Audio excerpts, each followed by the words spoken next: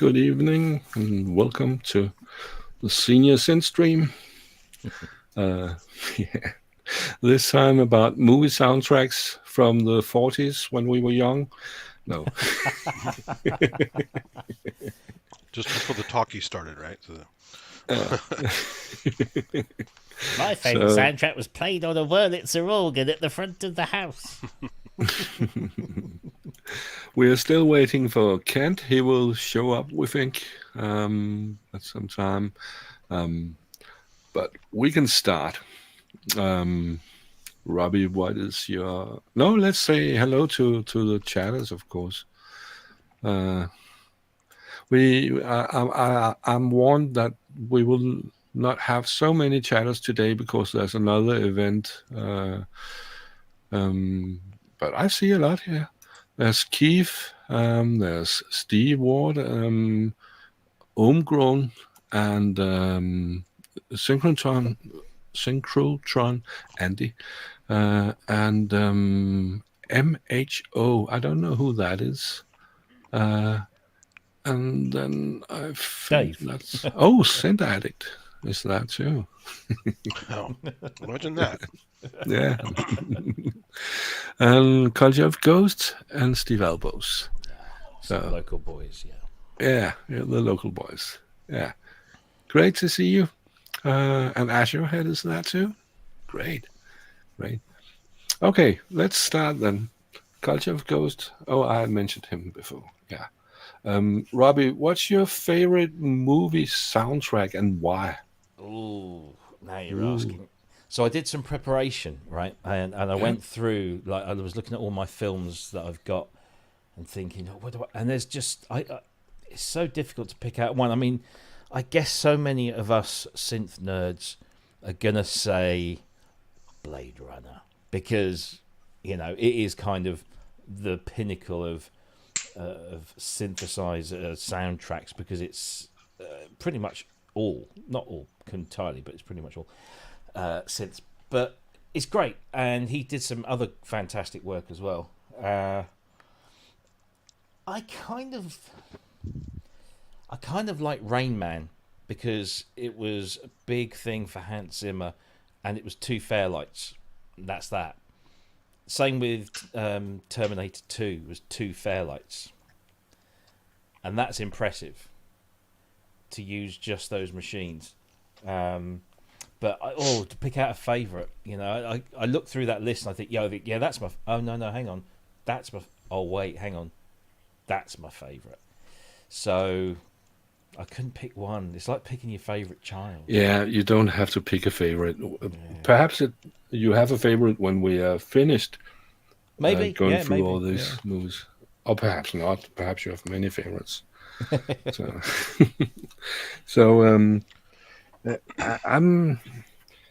I don't know what favorite I have either. There's so many. Even The Running Man, the Schwarzenegger film, has a good soundtrack. And well, let's take Andy. What is your maybe favorite? Which one, Synchrotron or me? You are here. That's a really tough one, like Robbie said. There's so much stuff from even before the 70s, with amazing stuff. And you go back to Forbidden Planet, which had amazing electronics that wasn't really synthesis per se, but it was because it was more sound design than music. But so that's if I want to go way back, that's one of the ultimate classics for that kind of stuff. But you know, all the stuff that Wendy Carlos did, you know, like Clockwork Orange and The Shining, just powerful, dark, amazing, whimsical, of course, and Clockwork Orange with all the classical stuff. Tron, not so much. It's a good effort, but I don't really like the music in it that much. So those are great, and also the prog rock stuff from all the Giallo movies, like by Goblin and stuff. Used in Dawn of the Dead in 1978 and all the Dario Argento movies. That stuff's amazing. And that's not all synthesis, but there's a ton of good synthesis in it. So that's a complex answer for a simple question. Yeah, you challenged me by mentioning or making a short quiz post last Okay. week about a movie which is very weird. Oh Um, yeah. yeah, Liquid Sky. That Yeah. was yeah. Got that on my list. It's another Yeah, fair. yeah. That's another Fairlight Yeah. soundtrack. Yeah, indeed, Yeah. indeed.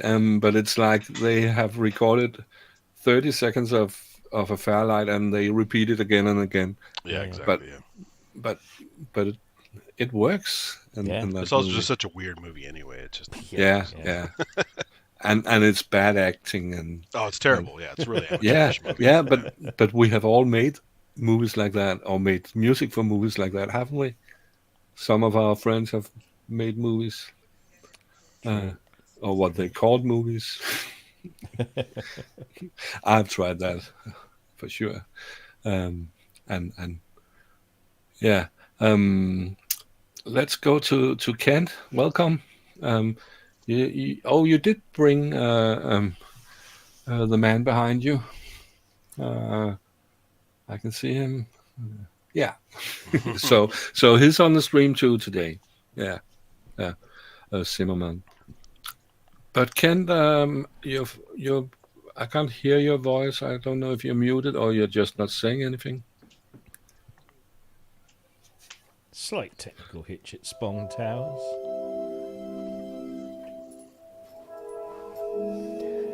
How's that? That's better. That's better.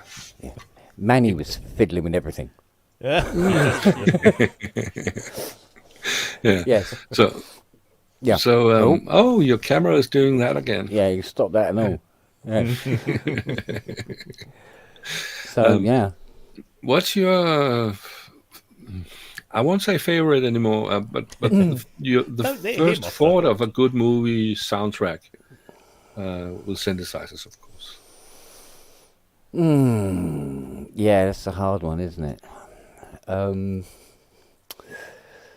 There are so many.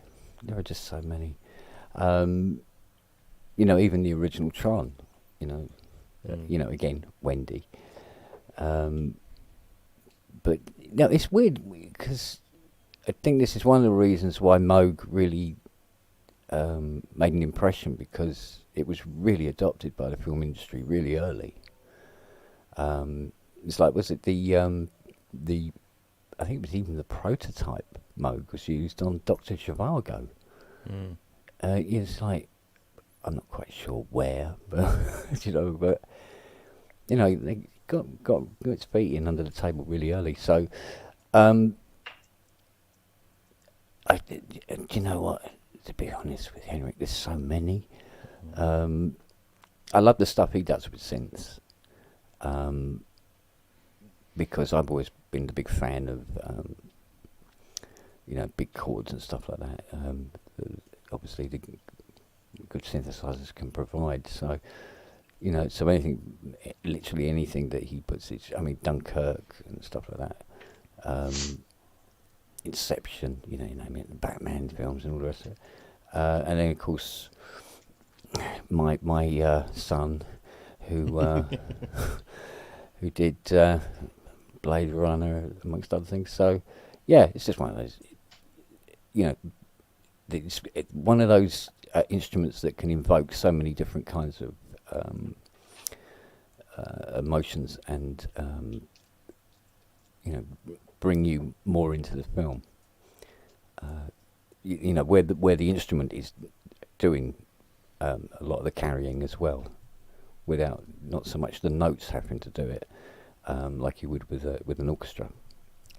So yeah, it's basically literally any film that's used synth on it has always been a firm favourite, to be honest.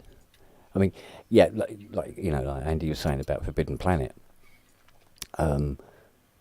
Musically, it's not a musical score at all. But if it wasn't there, or if they used orchestra, somehow it wouldn't have worked.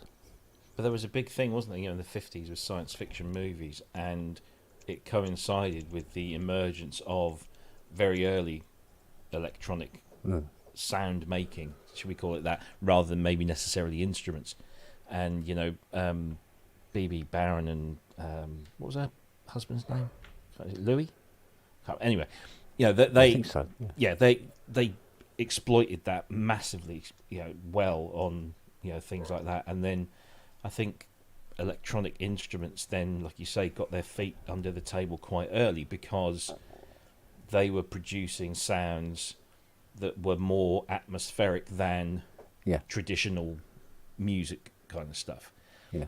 And then, you know, obviously they became much more musical and available and so, you know, when people like Wendy starts doing stuff with the Moogs, you know, I mean, Clockwork Orange is just absolutely stunning. And I mean, you know, Andy says he's not a big fan of Tron. Yeah, I get that. But it's still, it fit, you know. It really did. And it sounds good. It's just the music itself is not my favorite. But it sounds it's very clever that stuff she was working on. She called VLSI Philharmonic or whatever, where it's orchestral digital synthesis. Because that's another thing with film scores, isn't it? That traditionally, you know, orchestral, and then you have some very blatant electronic only stuff. But as you know, the synthesizer technology progressed, became incorporated much more into the whole ensemble, and now you listen to a lot of Hans's stuff, and is that synthesis or is that, you know, just clever use of a weird instrument? You know, he blends it all so well that it's seamless. You don't really know what bits are synthesizers and necessarily what bits aren't. So. Yeah, well, this is it. I mean, because Hans told me that that ARP 2500 is on Dunkirk, and you know, I watched Dunkirk 2 or 3 times. I'm going, where exactly is it? Because I can't really hear it, sort of thing. Yeah. So, but like you said before, he's used a synthesizer to create sound and influence him in what he's writing to a scene, but then will give the job to an orchestra to do, and then the synth doesn't actually make it to the soundtrack. So it's just one of those things, I suppose. James Horner did it really well with Titanic, because a lot of that was an orchestral score, but the choirs all synths, and apparently he did that because he didn't want a church-like feel. Yeah, he wanted more ethereal, you know. So all of those choirs you hear in Titanic, all synthesizers, which again, you know, just like blew me away when I discovered that. Yeah. What theme do you remember the most played on synthesizers in a movie or a TV show? Again, you know, that Greek guy, he pretty much came up with some of the most classic themes. But I mean, modern day Stranger Things, everybody knows that. Oh yeah. I mean, it's perfect. It's absolutely perfect. Yes, and that one. Oh, I can't remember it. Yeah. I mean, there's some great stuff.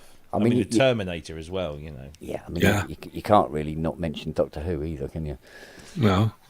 You know, exactly. And in all its various guises, although today it's more, what's the word? More fashionable to use an orchestra instead of using a synthesizer. Yeah. Weirdly, so that's where one of the places where it has swapped over. God, somebody giving this camera a cup of coffee. It's giving it a cup of coffee or something. It's like it's going mad. About your camera, try to put a clamp on it, a shield around the lens so it doesn't see anything from outside reflecting into it.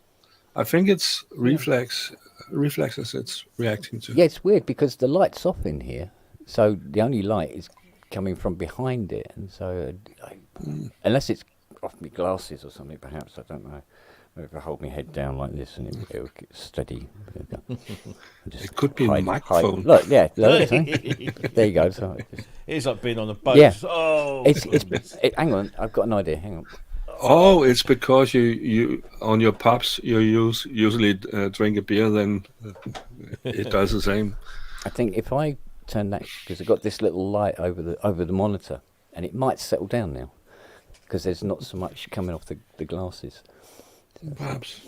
Oh no, it still does. Oh God, it still does it. Bloody hell.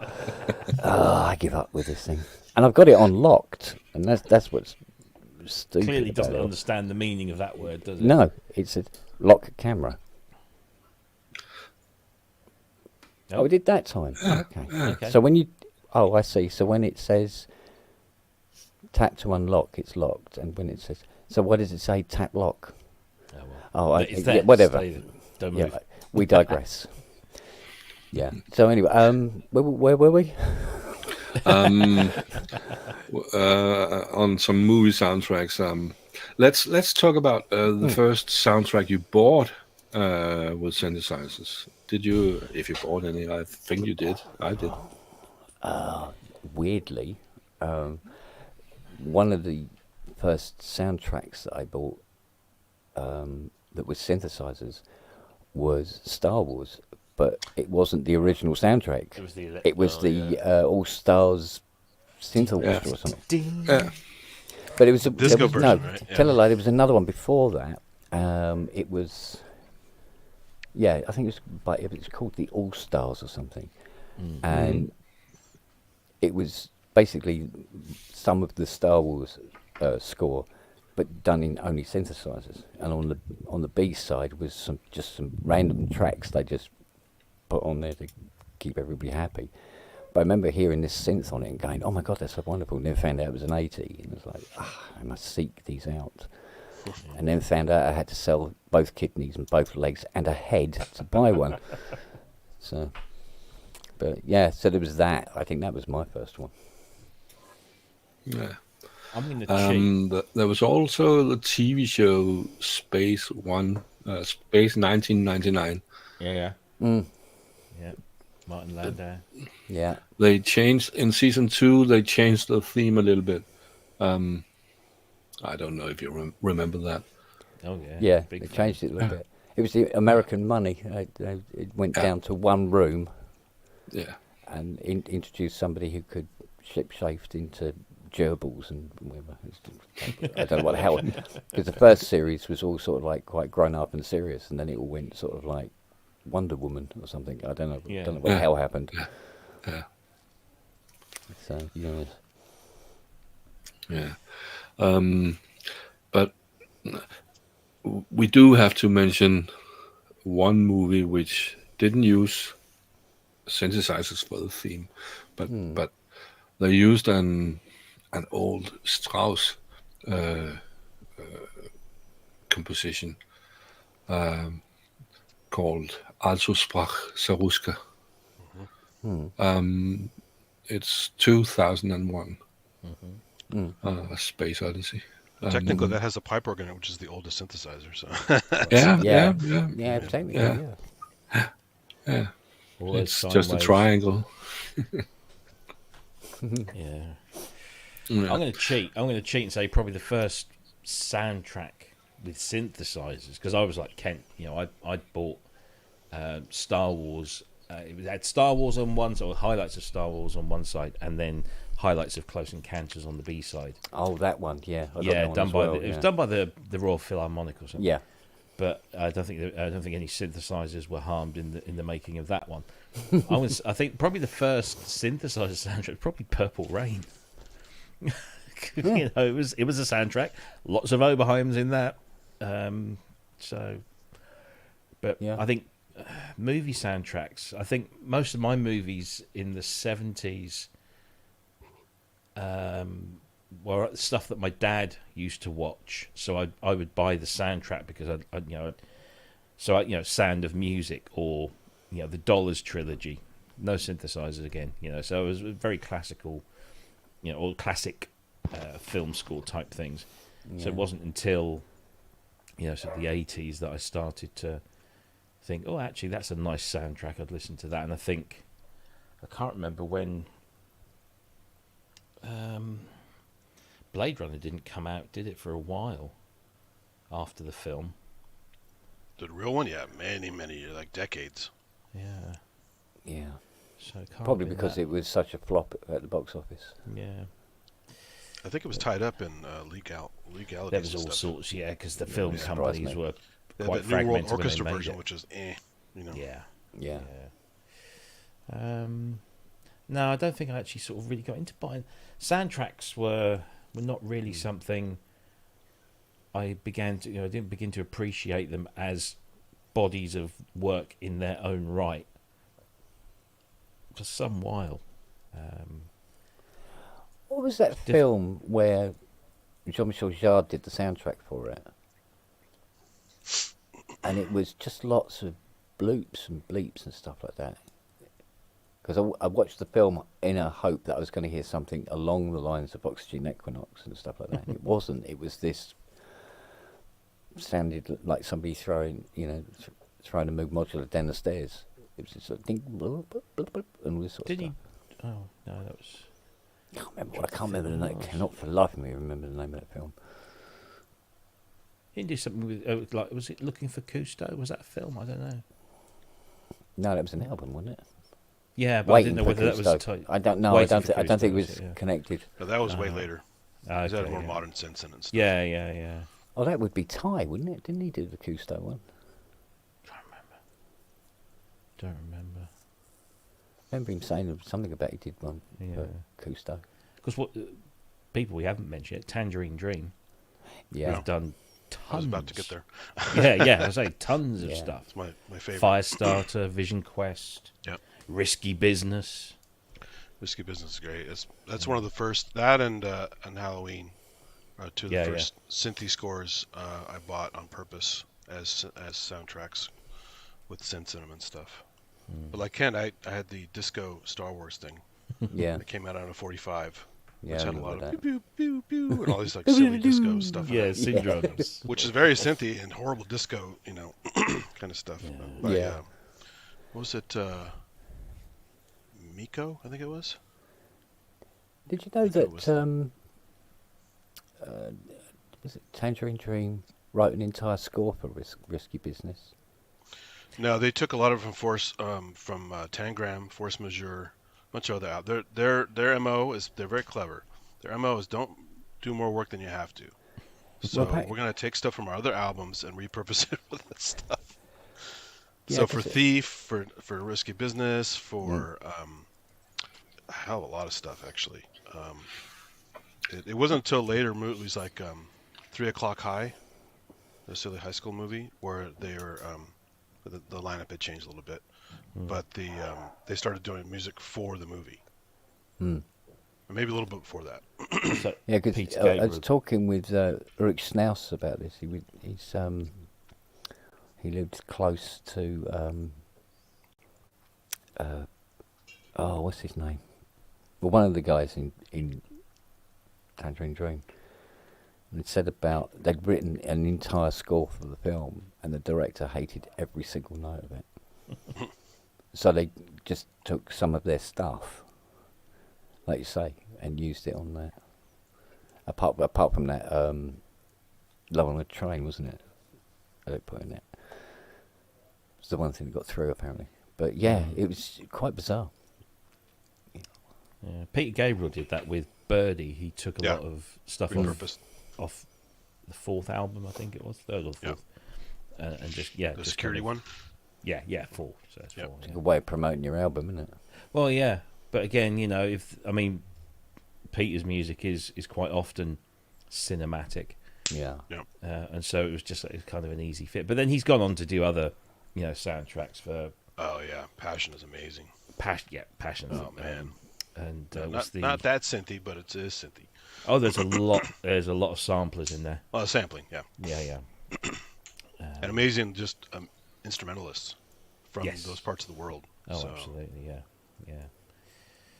I have to say I have a lot of dropouts here, but it's all of you, so I think it's only me who have the problem. So no, I'm fine. if I'm not all into the talk right now, it's because of that. Sometimes I only hear half of what you say. I will check if it's the son who's playing a big game or something. So I'll be back. All right. Yeah.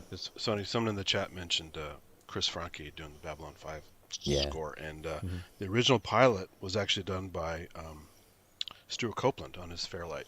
Of course, yeah. And Equalizer as it well. didn't survive eventually because when they re-released it as a box set, they replaced all the music with Chris Franke scores. Yeah. If you can find the old VHS Yeah. of the original pilot, you can hear the Copeland score. Mm.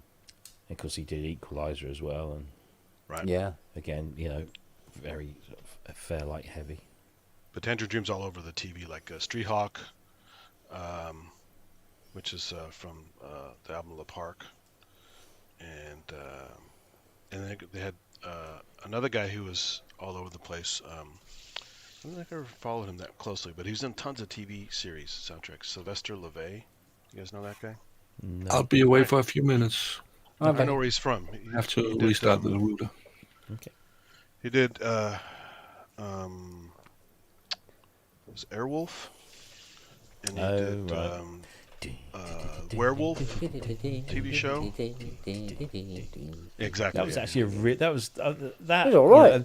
There was cool. some really good Yeah. TV themes that were like Knight Rider and Yeah. Airwolf, and there's some great stuff done. But I love most all of the time John you Barry ones. Yeah. Anything that he put his hand to, Yeah. Yeah. I'll tell you the other, sort of thinking about soundtracks with synthesizers in. We're kind of focusing a lot on movies that have been scored, by an individual or a band. But of course, there are all those movies that used great synthesizer pop tracks. So pretty much like John Hughes films. Yeah. It was just full of synth bands. Yeah. And Andy's muted. I don't know if he's talking to us. No, I had to talk about something else. I saw your lips moving. I thought, his Yeah, mic's yeah. gone again. But yeah, I mean, there was all those. But I can hear what you're saying. Yeah, all Speaking of those brilliant, soundtracks. films, that like The Breakfast Club and Pretty in Pink and Some Kind of Wonderful, and they all had really cool, because when they curated the music for those films, they didn't always go for the big names. Was it Some Kind of Wonderful starts with Propaganda, and it's an instrumental version of a track from the album. It's not even a single. It's very clever. He really knew his audience. He was making teen films for teenagers. Let's put their the music they're listening to in their bedrooms in, not just the latest pop chart hits. Valley Girl was like that. There are a lot of one-hit wonders and lesser-known bands in Valley Girl because it was a low-budget movie. Exactly, and I guess licensing wasn't such a big deal as it is today, because it's an absolute nightmare to license this stuff these days, unless you've got Hollywood budget, which a lot of them don't have. But there's so many great films with just. And then there was the films that have been scored by pop bands of the moment, because the director loved what they did, like Wang Chung. To Live and Die in L.A. is amazing. To Live and Die in L.A. William Friedkin, just happened to see them and thought, "Oh yeah, I like their energy. That suits this film." And they've never done a film before. And they come in, and they write a whole bunch of stuff, not just some great songs, but also score and cues. Some very, very good stuff. And of course, we mustn't forget Harold Faltermeyer. Yeah. Beverly Hills Cop. What a great soundtrack that is, and of course Fletch, and Fletch, Top Gun. Just chock full of classic synths and all of that stuff. Yeah. I hope it works here now. Did you guys watch a lot of those Giallo movies, the Italian horror movies and stuff, with all the prog rock and stuff in it? Yeah, well, they were sort of floating about. They weren't. I mean, I remember a lot of those, like things like Driller Killer and those. Oh, Abel Ferrara, yeah. Yeah, he made a lot of crazy stuff. But all that kind of stuff. we would try and get the most horrific video, because over here they were called video nasties. That was a term that they got given, and a lot of them were banned. So of course that makes you want to get them more. Yeah. And then you get them and you go, really? Was that it? But in the course of, if you couldn't find Driller Killer or Texas Chainsaw Massacre, you would then come across some of the more obscure ones, and you'd look at the cover and think, oh yeah, that must be a really, really gruesome Yeah, the covers movie. really sold stuff back then. Yeah. And the film was rubbish, but the music The cover's was best part sometimes. Yeah, and the music was pretty good. Absolutely, yeah, of course. Ferris couldn't afford a car, but could afford an emulator too. Yeah, exactly. Yeah. His dad bought it. You mentioned Terminator 2 earlier too. Brad Fiedel did a great score for Fright Night. Yes. Really good score for that. Yeah. And of course we haven't mentioned John Carpenter, who's the king of course. King of synth scores, really. Yeah. Alan Howarth. You got to mention Alan Howarth in there because without Alan Howarth, there's most of that John Carpenter stuff doesn't happen. Because he was the technology guy, the programmer, also musical helper. Wrote some stuff with him. Yeah, very true. So amazing. I missed him at Synthplex last year. He was walking around. Somebody told me, you just missed him by like 2 minutes. I go, oh, man. Yeah, I mean... You're saying Alan Howard? Yeah. Howarth. Yeah. I just read about him. He's been on every Star Trek movie ever made. He's everywhere. Yeah. And Star Trek. He's done a lot. Yeah. Star Trek the movie. Is that Jerry Goldsmith? Yeah. That's where the theme came from for the TV series, The Next Generation. Yeah. Because Jerry Goldsmith did Total Recall as well. Yeah. Which is a proper, cheese Alien. fest. Yeah. Really creepy alien score is great. Yeah. But those Terminator, what Brad Fiedel did on the first and the second Terminator, because the first one was mostly analog synths, and then the second one was just like, oh, I've got this thing called a Fairlight. I'll do it all on that. Actually, I'll need two. Yeah, here's a funny story about the first one where it's horribly out of time, but it works. And he couldn't fix the clock. There's a clocking issue between some of the stuff, and like some of the stuff's in 5/4 time, some of the stuff isn't, and he just couldn't get sync to work, but he's doing stuff to tape back then, and it's just totally a nightmare. Yeah.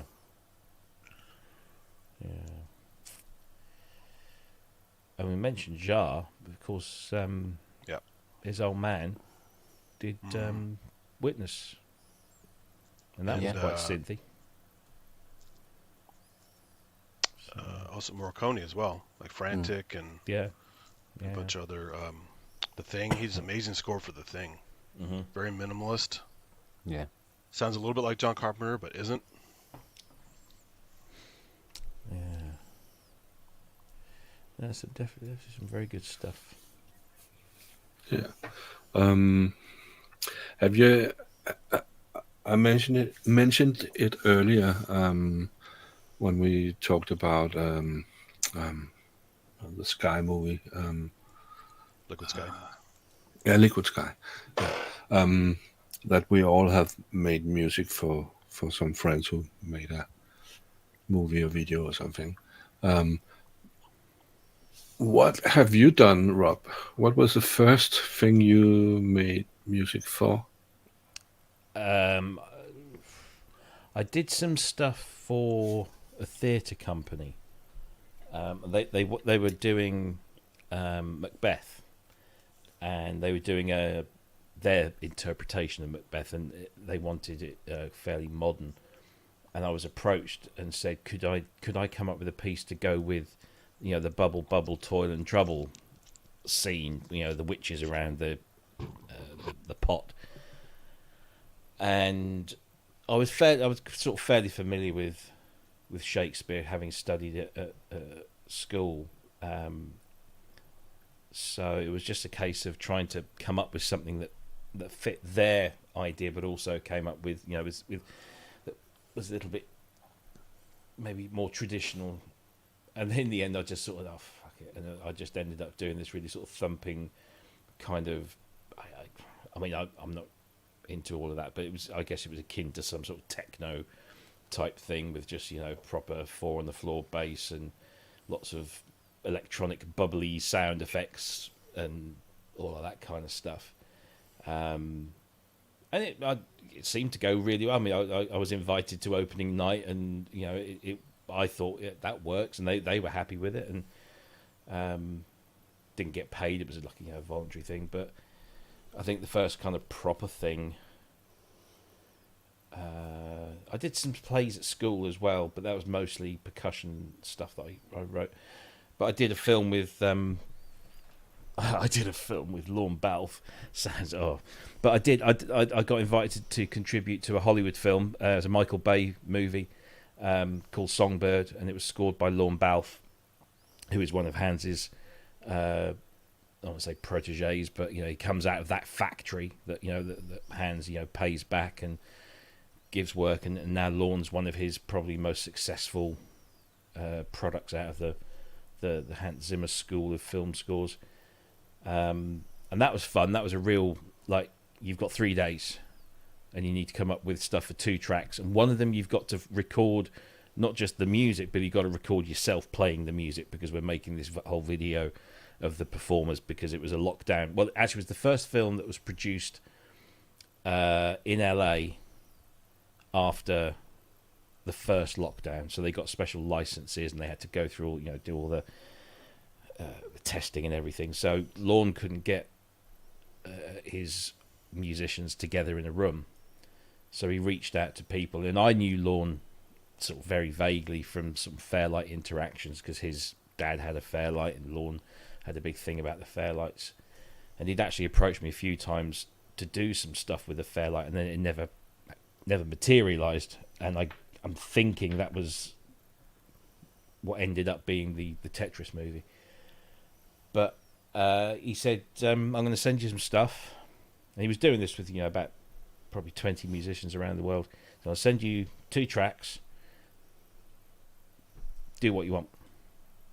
And that was the worst bit, because if it had said, I want this, and this, I'd have been able to go, yeah, okay, I'll do this, and this. But he said, no, do what you want. And you think, well, I'd like to do that, but would he like that? Would that fit with everything else? I haven't heard anything else. Mm-hmm. We weren't allowed to. We didn't even know the name of the film. We had a very vague idea of what the film was about, but and so he provided two tracks, and there was a cue, and then there was a theme, and the cue was very action. You could tell it was going to be put to something with a lot of movement, a lot of pace. And that was the one I struggled with. I tried to start with that one and really struggled, so I gave up and put it to one side and did the theme bit, which was a lot easier because it was a lot more musical. So I just whacked out the FS1R and the Cork Prophecy, because there was a lot of natural sounds in there. I wanted synthesizers that could do kind of natural sounds, so I found a patch on the FS1R that was almost Fairlight-esque. It had that kind of breathy quality to it. And then the Prophecy was it was a physical model of a kind of a flute with a brass thing going on in there as well. It was just a lovely sound. And that came off pretty easily. And then the action cue, eventually I limited myself to the FS1R, which I'd not long got. So I was still exploring it, and then I found a couple of patches, and I just did some stuff. And the deadline was, like 7 p.m. that night, and this was like 6:30, and I was like, okay, I'll just do this, and I did this stuff, and I thought that's just going to end up at the back of the mix. That if it ends up in the mix at all. Didn't hear it for months, and we got to watch the film. And the scene came on, and it's just like everything I did was right at the front. I was like, oh my God, he actually liked that. So that was very cool. But that was it was an experience, and a good one, an interesting one. So, Kent, have you done any music for movie or video production? The first, if you've done one. Indirectly. because I used to submit a lot of stuff to a music library, where it'd sit on a dusty shelf for ever. But one of them was picked up, and it was used on a BBC documentary about steam trains in China. And the only reason I know that is I was late at night, late one night, and I'm watching TV, doing little bits and pieces, and suddenly I hear my music, and I go, and they were using it for this steam train going across this sort of like very cold, flat plain somewhere in China. And I went, but when I wrote it, I wasn't thinking about steam trains, but it really fitted. I was watching it, go, oh, okay, yeah, all right. So yeah, I mean, there may be other stuff, but if I didn't see it, I don't know. I think I got a residual check come through for about 70 quid or something at some point eventually. So I knew stuff was getting used now and again. So, but not enough to buy another keyboard anyway, which was my main drive for doing it. So, Andy? Yeah. So nothing. Trying to think. There's nothing I've written specifically for someone's video or short film, or obviously not a real film because I'm a nobody. But I've done some bumper music for corporate videos for work. My first actual paying gig I think I got like $300 for it, which is not bad. For 20 seconds of music that they ended up wanting to use, because I did several minutes of it, and I gave them a bunch of samples, and they said, "I'll just take that little bit right there," and they were just, $300 for 20 minutes, 20 seconds is pretty generous, I think, but I'm not in any of the unions, so I don't know what the going rate is. And then a friend who we had done 3D animations separately for a long time, and I introduced him to some other software to start making stuff. He started making more industrious, more crazy, elaborate animations, including this one he did on. It was a whole thing about worldwide greed and fascism and money controlling everything and corrupt governments and all kinds of stuff. Really giant statement, broad strokes kind of stuff. And he used one of my really crazy darker tracks I had on SoundCloud for a while.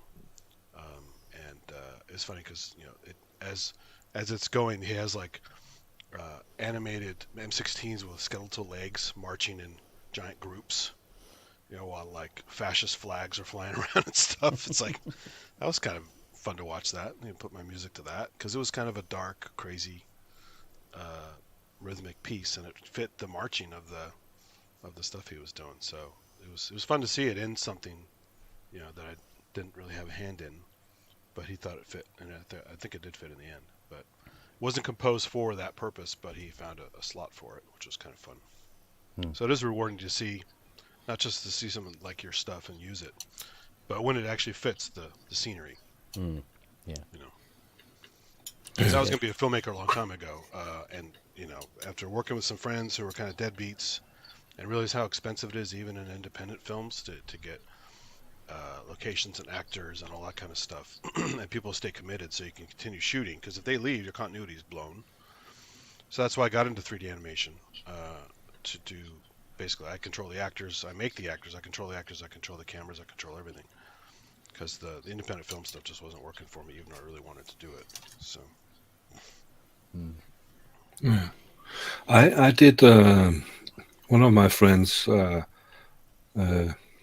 wanted to do a TV movie, a TV show, a crime series, and most of the music I did for that was just simple basses. This is not a bass, but it was just 16th or 8th, just repeating, and it worked. It was simple, but sometimes it has to be simple too. Well, yeah. Yeah.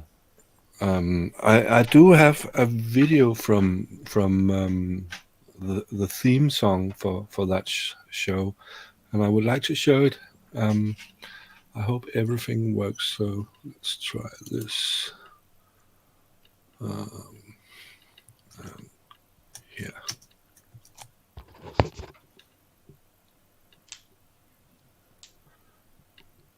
Oh, I hear no. Oh.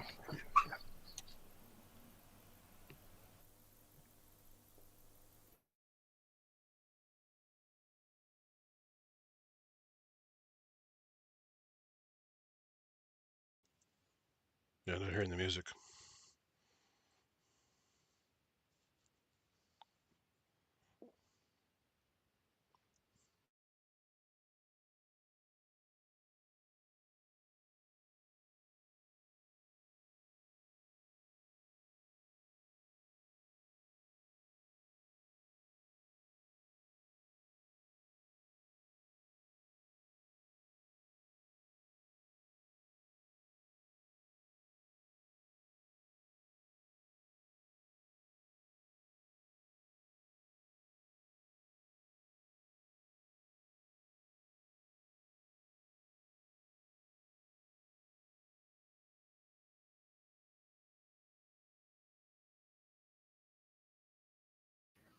Is it muted?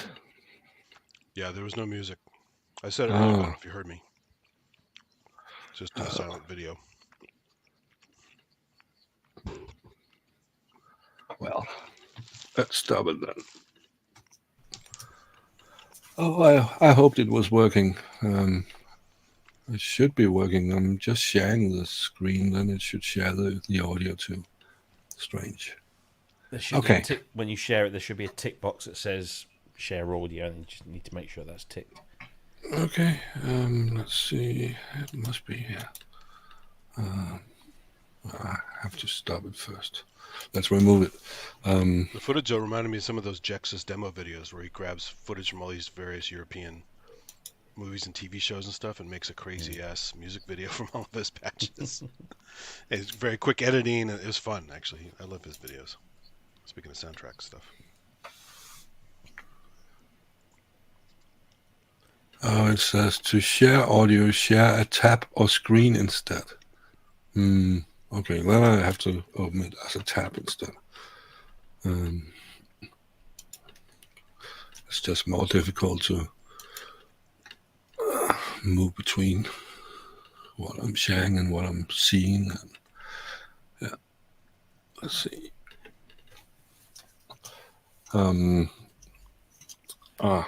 Focus. Let's see if it works this time. And then back here. Oh, I'm not used to this. Let's see. It's a little bit clunky. Let's see. Share. And let's do it full screen. But then I can't return to. Oh, can I? Let's see. Can you hear this? It starts in a second.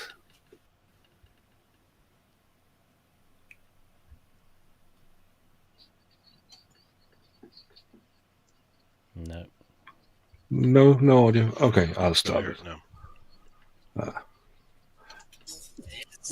No There audio. You go. There Yeah. I got it. Okay.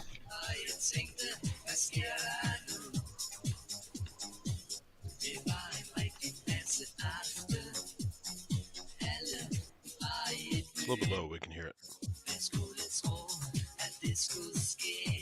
It is a little low.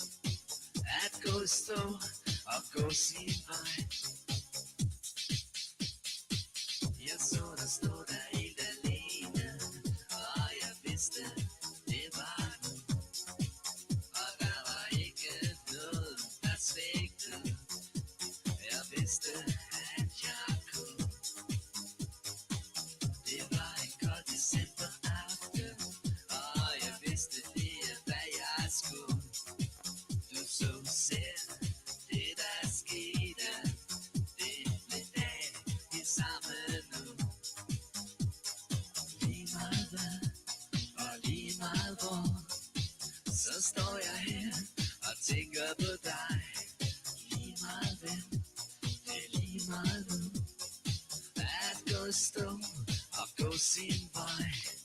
Lige meget, og lige meget hvor, så står jeg her og tænker på dig. Lige meget hvem, det er lige meget nu. At gå stå og gå sin vej.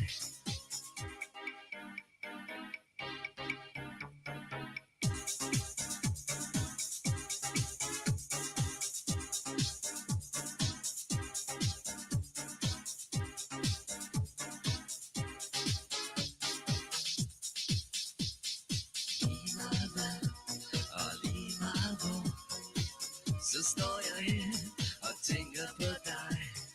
Lige meget hvem, det er lige meget nu. At gå i stå og gå sin vej. Lige meget hvad, og lige. Okay, you get it. What was the name of that movie? Or translation of it? Hang on, I have to stop it here because I can hear the music still. Yeah, that's it.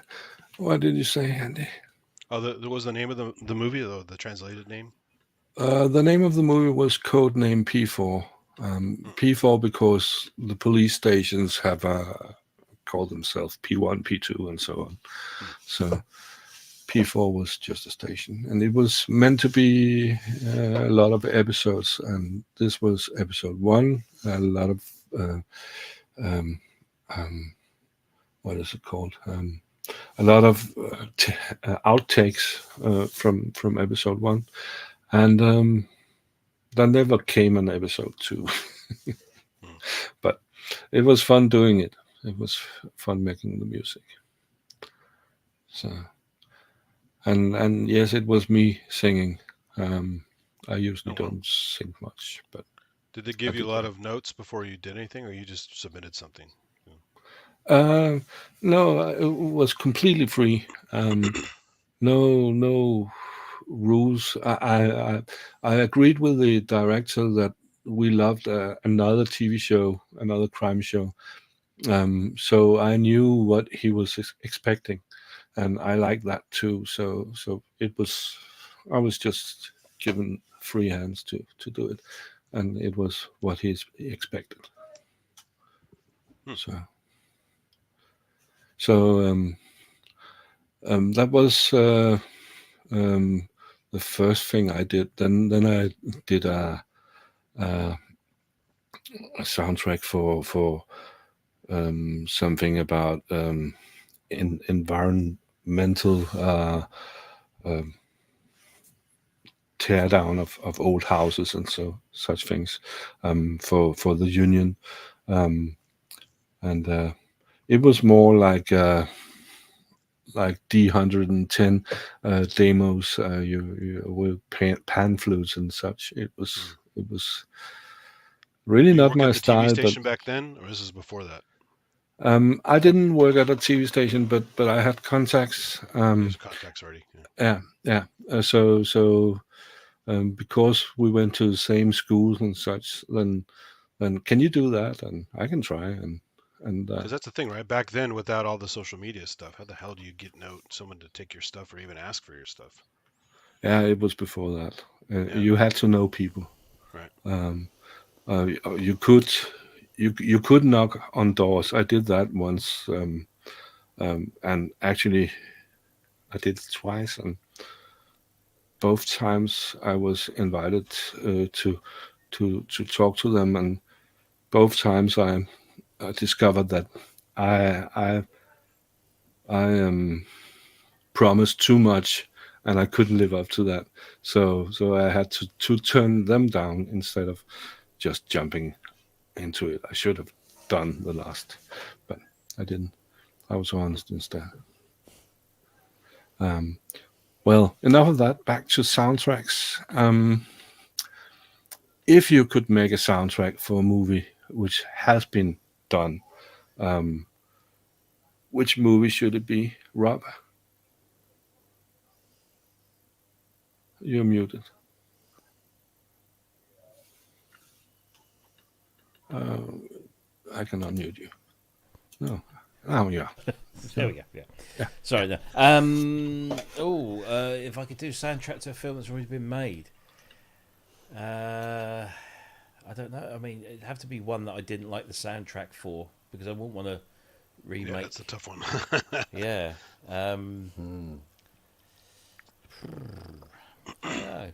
I'd like to maybe try and do something that was completely unexpected, in, like, use synthesizers in a score for a western or something.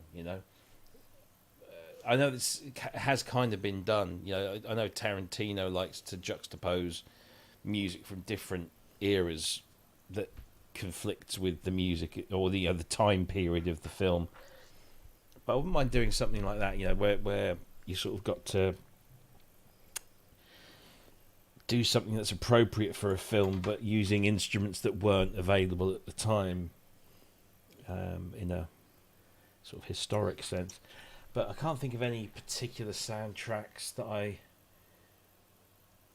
or films that didn't have soundtracks that weren't. But if you think in pictures, what would you What type of have film loved you liked? most to make music for?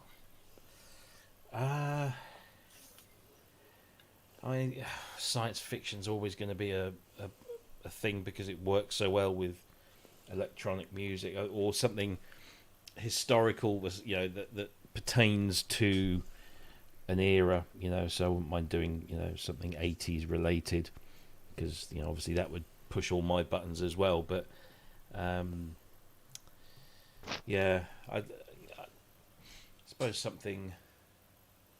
I mean, that's what I kind of liked about the Songbird film, was that it was. I mean, it's only set a few years ahead, but it's a dystopian science fiction movie, and I kind of liked the fact that I could experiment with different types of sounds and different types of instruments. I would have liked to have spent more time on that, in fact.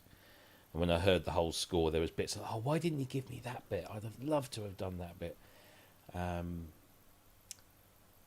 I think also I would like to use an instrument that I was buzzing about at the time, like I was when I did that.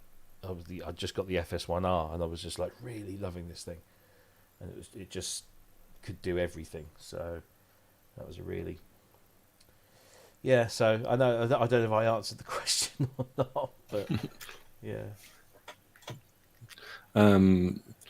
Kent, the same question.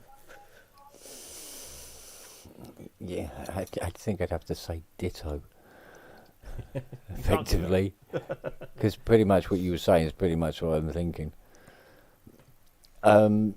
Except I would like to have a crack at a score that was already perfect.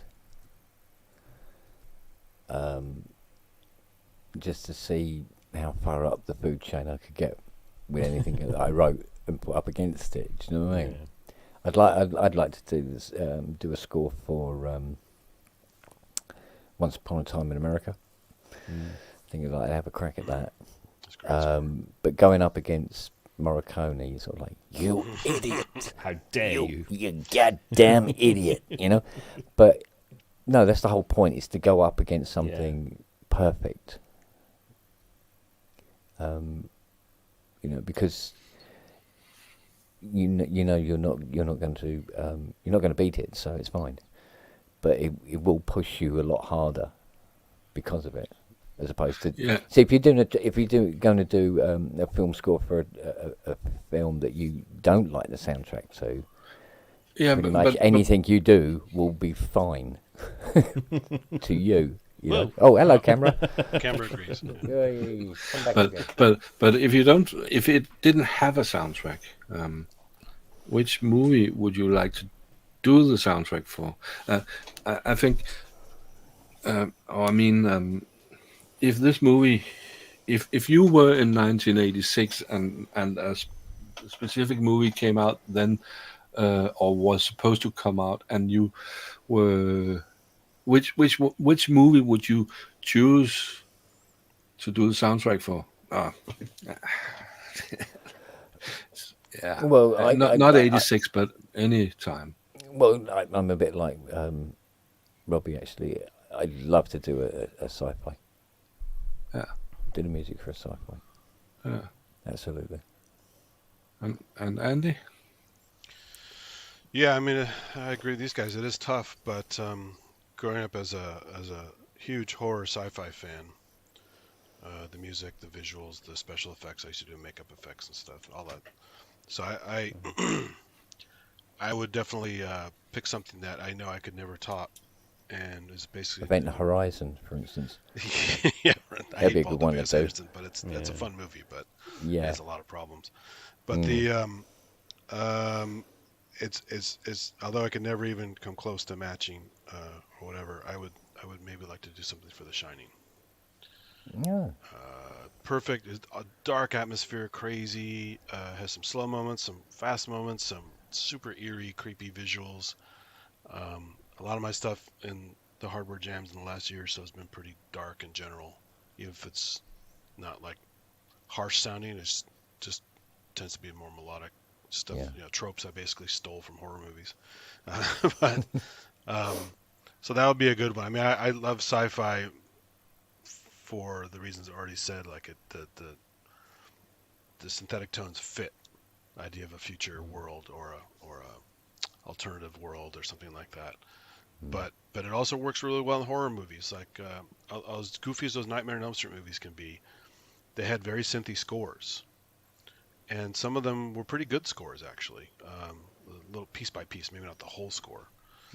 And it really fit that crazy dream world and nightmare hellscape, that Freddy's world and stuff. So, but yeah, Shining would be an easy one for me to pick, even though it would never be to do anything better than Wendy Carlos. But yeah, it's just I love that movie so much.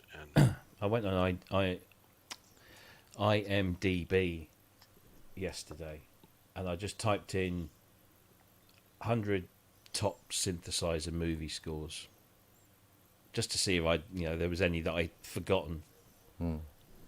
And to what Andy was saying, the vast majority weren't sci-fi, were horror.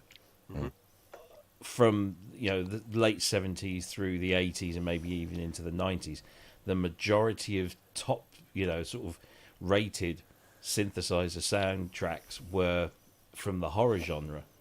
And like you say, it is because it, especially in the late 70s and 80s, when that genre really started doing some crazy stuff, the instrumentation really fit. well, think about you've seen Suspiria, the original, not the remake. The Suspiria soundtrack totally fits the crazy, creepy ass movie, right? Yeah. And you could not take that soundtrack out of there; it would just mess up the movie.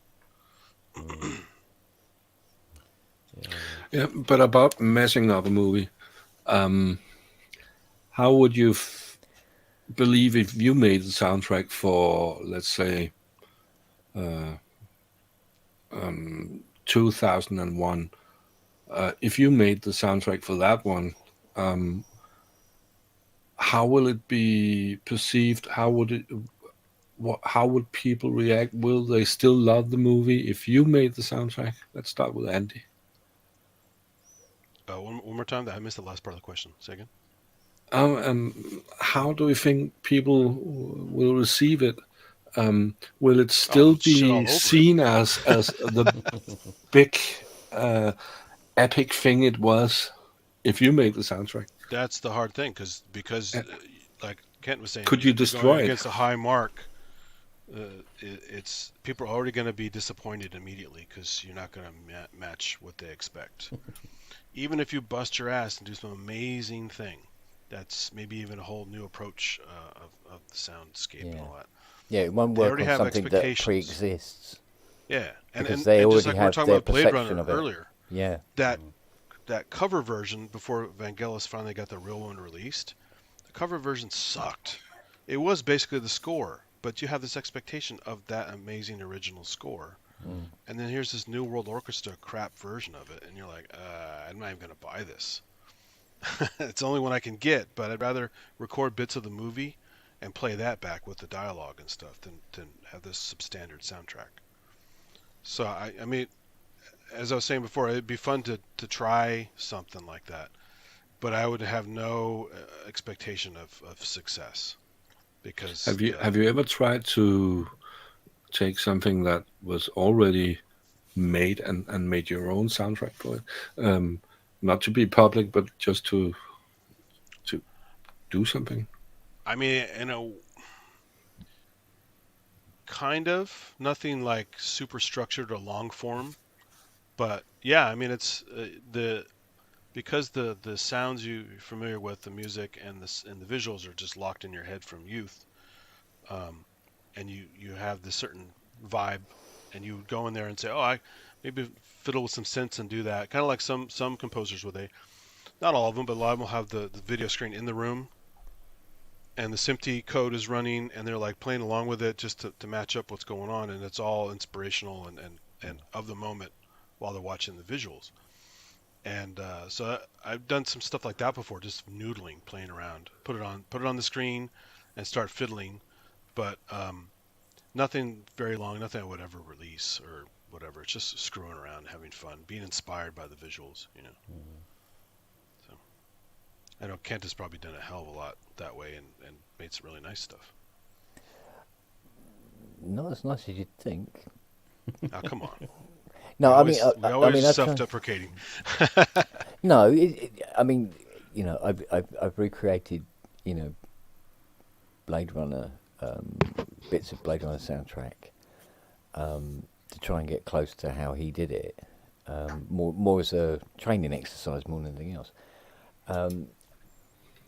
But the thing is that you can take that and you can do variants of that, and it will still fit and it'll be fine. But it you know, to every other ear on the planet, it will be like, oh, that's just wrong, you know, because they know what's supposed to be coming, they know what to expect.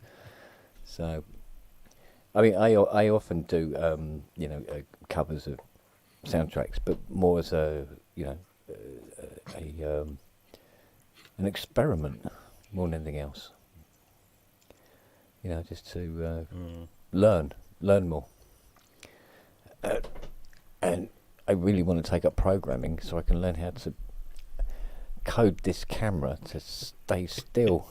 But couldn't you use it as a shaker for drinks and such? I tell you what it wants. I want to do a Keith Emerson on it. Outside and shooting. Yeah, I'm going to do a Keith Emerson on it. I'm just going to stick a knife in the side of it and get. Yeah. So I don't know why. Just stop. No, stop. Well, this is going to be off balance and be turning to the side of the knife. Weirdly, if I click, all right, move around button, it moves around now. Oh, No, there it goes. Carry on. What's on the ceiling? No. So if I turn that off,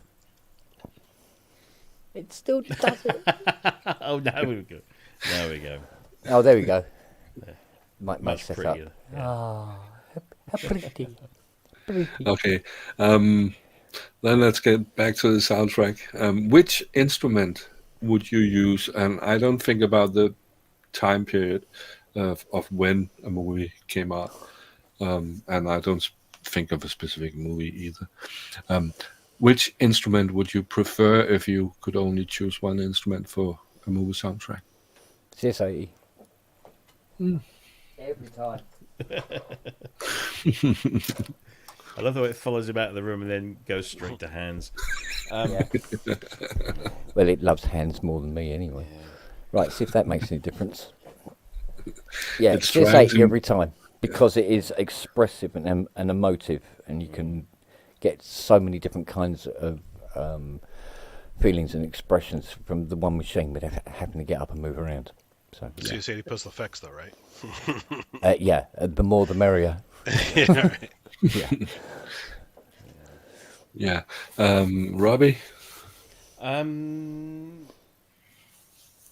similar you are allowed to reasons- choose Fairlight. Well, yeah, I thought, well, yeah, Fairlight's an obvious answer, but then, you know, that's not. That can be anything you want it to be. But if I was just like picking an instrument that was specifically what it was, I mean, like I said, I keep mentioning the FS1R. It is such a beautiful thing, and it's so emotive, because of the fact that it can do all that formant stuff, which gives it a very unique quality. But it can also do rich, warm things and metallic FM things. And, it's a pretty much a one-trick pony. But the problem with that is that programming it is so difficult, because it's worse than the DX7. It's worse. Dare I say it's worse than the Synclavier Regen? Don't mention those words; it gives me cold shakes. So I would actually probably say Chord Prophecy, because for the similar reason to Kent, is that it's incredibly expressive, albeit it's a mono synth. But when I've used that on soundtracks, and that works really well. It's a very emotive synth, and I think with film music, it's got to be emotive. So sort of like looking around, that's probably what I'd use now. Although saying that, now I've just seen the Mask One. That could be quite an expressive thing. That would be interesting. But I'll stick with the Chord Prophecy. There you go. Okay, Andy. Yeah, that's a tough one, because obviously the easy answer would be workstation sampler or something like that, like a Synclavier or a Fairlight or something like that, because you can do everything with it, right? It's a sequencer, it's a sampler, it's a synth, it's whatever. So that would be the obvious answer, but going for tonal stuff and other weird tidbits and stuff, I mean, the tendency would be to get something that has some kind of sampling in it, so you can do like proper strings and piano and stuff to cover the bases. But I would tend to do, like the Z1 or the Prophecy are both really cool for physical modeling plus expressivity with the XY pad on the Z1 and all that kinds of other goodies it has. But I off the top of my head right now, just because although I don't use it as much as I would like, I would say probably Polyvolver, because it makes these beautiful soundscapes and wonderful pads and crazy multi-arps and layered stuff. It's only got, it's only 4-part total, so you can get 4 individual sequences going. You could have a sequence plus some other goodies going. So I would say that. Now, if I could polychain them to make it more like a stacked Polyvolver, which would be kind of cheating because you said one instrument.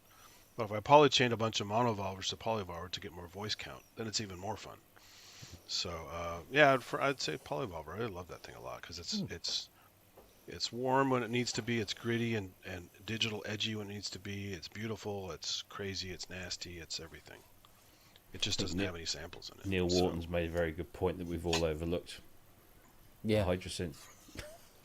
Yeah, I was about to say that, but at the same time, I was also about to say I'm not going to answer that.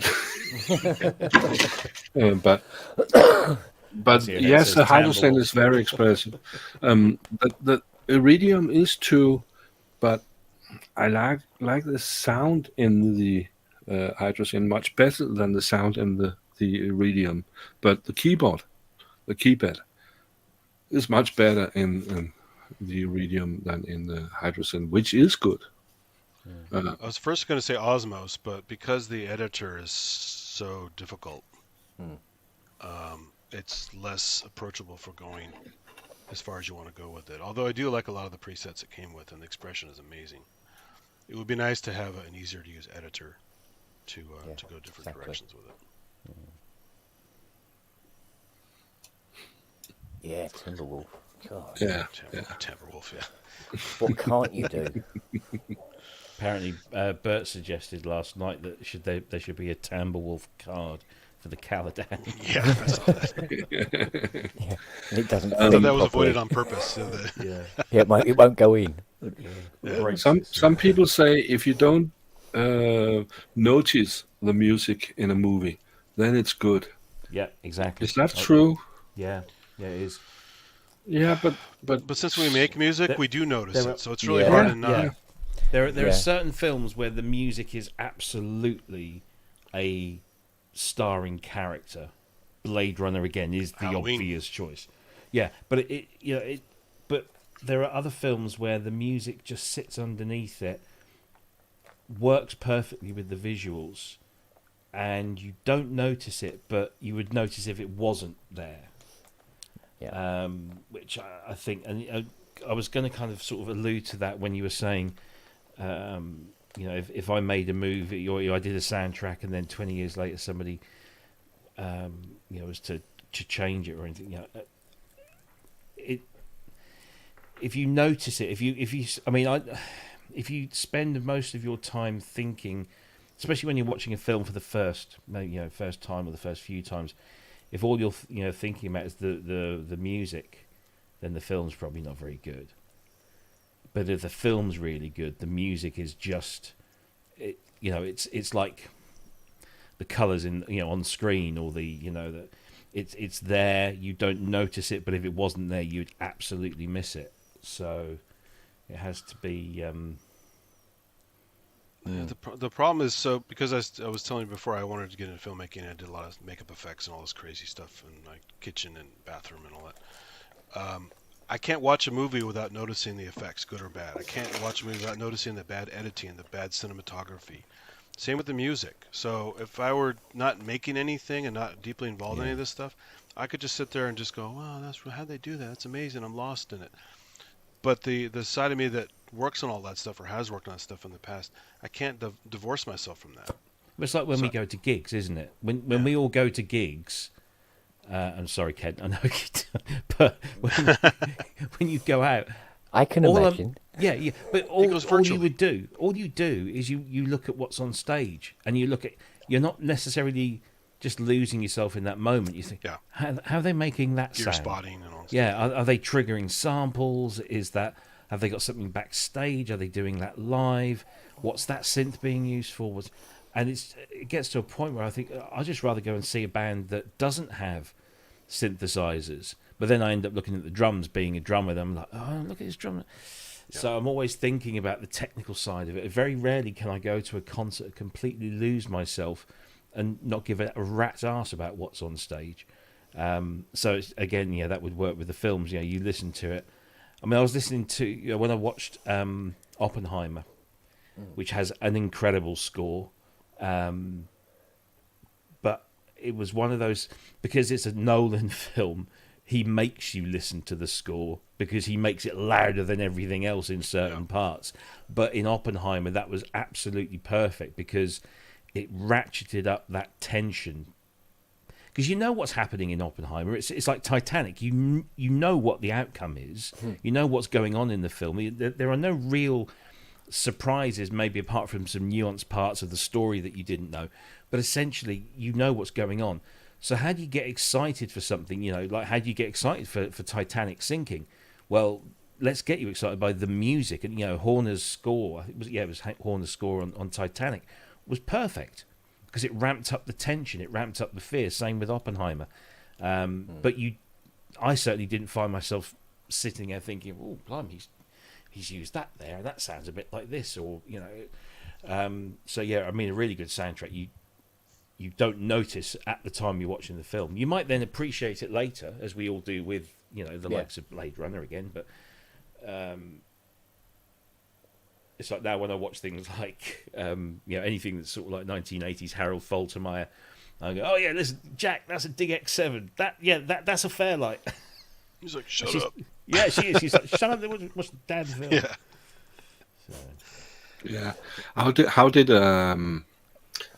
Miami Vice influence you? I mean, I'm the right age. I watched it religiously.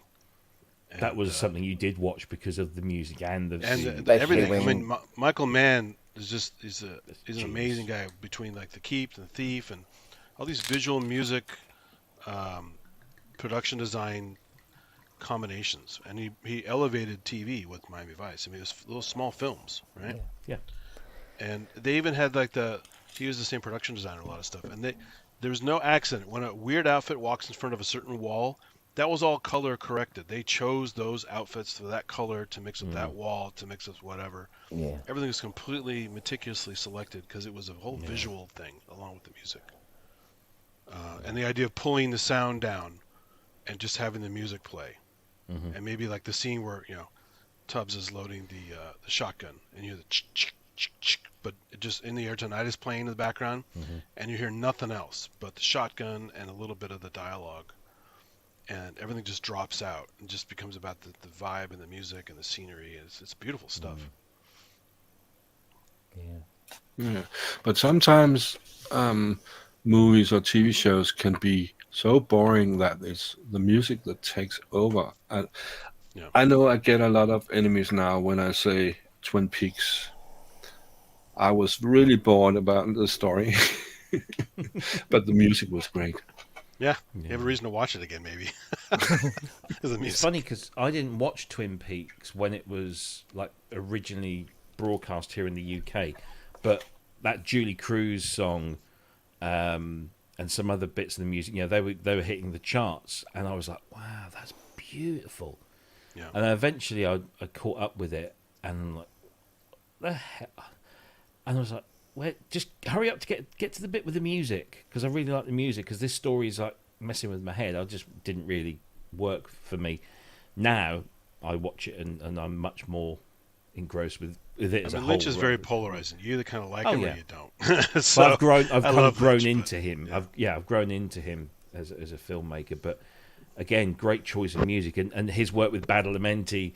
Yeah. When they came up with that, I mean, there's quite a famous clip online where Badalamenti is talking about how Lynch was saying, right, so I'm going to paint a picture with words, and imagine there's a girl, she's in a forest. Yeah. So Badalamenti says, okay, so he's sat at his Whirly or Rhodes or whatever it is, and he starts playing, and then Lynch goes, yep, that's it, and then now it's getting darker or blah blah blah, and so Badalamenti's now changing that, and he's making it a bit more, put some more chords here and they kind of work this thing out. So Lynch has got the idea up in here, Badalamenti's just working off what he's being told, but it fit perfectly. And when you watch the final production, it was just like, oh my god, yeah, that's just beautiful. It's sad. cool. It's all that stuff. So cool, yeah. I mean, that's a brilliant. And Spielberg's like that with Williams when he does his movies. Is that Spielberg will sit by Williams at a piano and describe something to Williams, and Williams, just because he's really good, just kind of comes up with something, even if it is slightly similar to a lot of the other things he does. I mean, he has a character. Williams doesn't, as Zimmer does it. You know a Zimmer soundtrack is brilliant, but it's a Zimmer soundtrack. So Lynch also composed his own music in later projects, and he's a pretty talented little guy. Oh, absolutely. Carpenter as well. Doing all that stuff. But yeah, Badalamenti was a legend.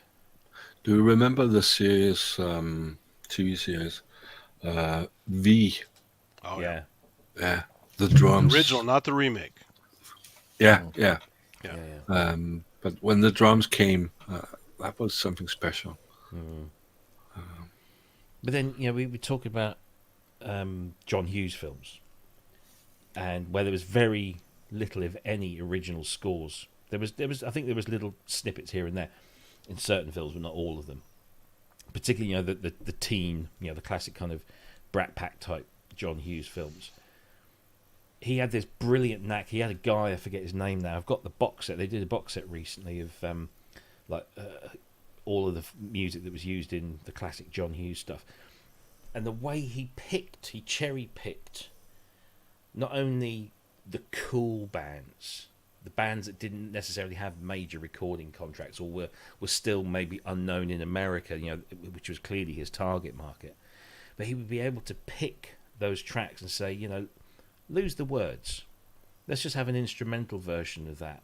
And if you watch 16 Candles, and you have that opening to If You Were Here from Thompson Twins, and they've taken that opening and just stretched it. They've obviously just chopped it and repeated it, and it's this wonderful. I'm a huge Thompson Twins fan. I love what they do, and it's this kind of Oberheim Prophet thing that's going. And then they just extended it, and set it just in the background, but it fitted so beautifully. It was almost like it was written for the film, but it wasn't. It was just an album track. But he had this great knack of picking pieces of music, or even cover versions of, you know, the Dream. Was it Dream Academy? Yeah. That was their cover of the Smiths song that he used in a film, and that just made it. It was even better than if they'd used the Smiths one. I don't know why he didn't use the Smiths. Whether it was a licensing thing. Morrissey was just being his total dickish self and not letting anyone use it, which wouldn't have surprised me. But Dream Academy, you know, it was their cover version, but was it Ferris Bueller, wasn't it? I can't remember the name of the bloody song there. Yeah. Oh, and yeah, Shaker's just said in the chat, Train Spotting, Born Slippy. I mean, in fact, Born Slippy, but probably more so Dark and Long, with the baby on the ceiling. Baby on the ceiling, yeah. I mean, it's a classic. If a piece of music wasn't supposed to be used, it's just incredible. Yeah. Have you seen? Sorry, we're going off. Have you seen the new Underworld single? It's completely a cappella. There are no synthesizers in there whatsoever. Nothing. It's just the voices. It's stunning. That explains the drop in work lately. Yeah, it is. It's just absolutely stunning. While we are without synths, Christian F, the soundtrack from David Bowie. Bowie, yeah. Yeah. Yeah, absolutely. What? Because there was another. I was watching a film just recently with cat people playing. Oh, what was it? Somebody else told me in the chat. But yeah, the Paul Bowie's Schrader music movie, Cat People. No. It's them putting out fire. It's the song "Cat People" putting out fire. Yeah. I was just trying to think what film that was being used, or was it a TV show? I can't remember now. But yeah. Yeah, Marauder and Bowie. It was great. And Pat Metheny. Because what film did he do? Falcon and the Snowman. Oh yeah. And then about that one. That's all synclavier. Yeah. Patton was it his brother, I think, and then of course This Is Not America, which was the Bowie thing that came out of that. There's some. Yeah, Culture of Ghosts has just mentioned the Mary Stuart Masterson with Dr. Mabusa, and just the drumming. Yes, brilliant. And Mary Stuart Masterson, of course. Yeah. Beverly Hills Cop. Yeah, we've said that before. Boom, boom, boom, boom. And Let's get back to synthesizers in movies. Well, I was just going to say, and Shake's just said, "Stop Making Sense," which I managed to see at the IMAX when it came out a few weeks ago. It's a concert movie, so you know it's not a traditional film, but it's got Prophet 5s and Emulator 1s in, you know, because that's what they were using. Bernie Worrell and Jerry playing, you know, Prophet 5s and Emulator 1, and I think clavinet of some description. But yeah, movies with synths. Try to figure out what they're playing on them. Noise got used in a bunch of soundtracks too. Funny enough, Tiny pulled a fast one on me today. He said he'd got an E4 that he needed me to look at. I went, yeah, sure, bring it in. I go out into the hall and there's two E2s out there. He goes, Clever guy. yeah, E4. E4's a rat unit, yeah. Yeah. How about Yellow's "Oh Yeah" and Ferris Bueller's Day Off? That's a Oh great yeah. scene. Oh yeah. Yeah. After you got attacked by the dog and all. Then there are music videos made like it was a movie. I think of was it Human League? No, or was it Human League Fascination, or was it? I think it was something with. I can't remember. Was it Visage? Something in Prague. Oh, that was Ultravox Vienna. Ultravox. Yeah. Yeah, Yeah. yeah, absolutely. I mean, very cinematic piece. Yeah. Yeah, I do like pop bands of that era that did cinematic music that clearly, worked well on film as well. Yeah. But then this was the era where musicians were finally able to make music that was cinematic because the technology allowed them to build these soundscapes. Now with synthesizers you could have all of that stuff. The Beatles and the Stones, I mean, to be fair to the Beatles, they did make some pretty cinematic stuff. But they were pretty much very unique. Everyone else was just in the studio doing, until Floyd, I guess. And I'm sure I've probably pissed off a lot of people by missing out some bands in between the Beatles and Floyd. There's that always were doing. something in there. There were there were bands between Beatles and Floyd. I mean, well, you listen to Genesis. Certainly, Gabriel era Genesis, Watcher of the Skies, Supper's Ready. I mean, they're movie soundtracks pretty much because they have all the elements. Don't they have leitmotifs and themes and repeating phrases that are played at different tempos or time signatures, but it's familiar and so it's like a movie score, which is it's What pretty about the incredible. album Lamb Lies Down on Broadway? There's a lot of good stuff Which was in it. developed as a concept piece. The whole concept album is essentially, the new Stephen Wilson one is is this big kind of concept thing. Which, it's And also lots of songs sounds like they are from a movie. 10cc, I'm Not in Love. Oh, that could have been used anyway. Yeah. Yeah. In fact, it probably has. We just probably don't remember it. But, yeah. Well, that's a lot of Tangerine Dream stuff lent itself to soundtracks because they were doing a lot of kind of classical style where you change tempos, which most pop and rock songs is just locked tempo the whole time, right? They don't change tempos. But they would do these ramps where they dunk, dunk, dunk, dunk, dunk, dunk, and the new song starts out of that lower tempo, and the song never stopped. It's very much like a classical piece where you're modulating the tempo a lot. So it's just perfect for cinematic stuff. Yeah. I remember seeing a movie in the late 80s, Electric Dreams, Oh yeah. and Moroder and Okay. Philip Oakey were very. Yeah, they worked together and did a lot of great things in that movie. For The movie that wasn't movie. very good, but No, the movie was terrible. I'll be seeing Phil on Friday. But it was an okay movie to have a girl with, and but it was a boring movie. Well, it's funny how somebody like Tamita, who is To you.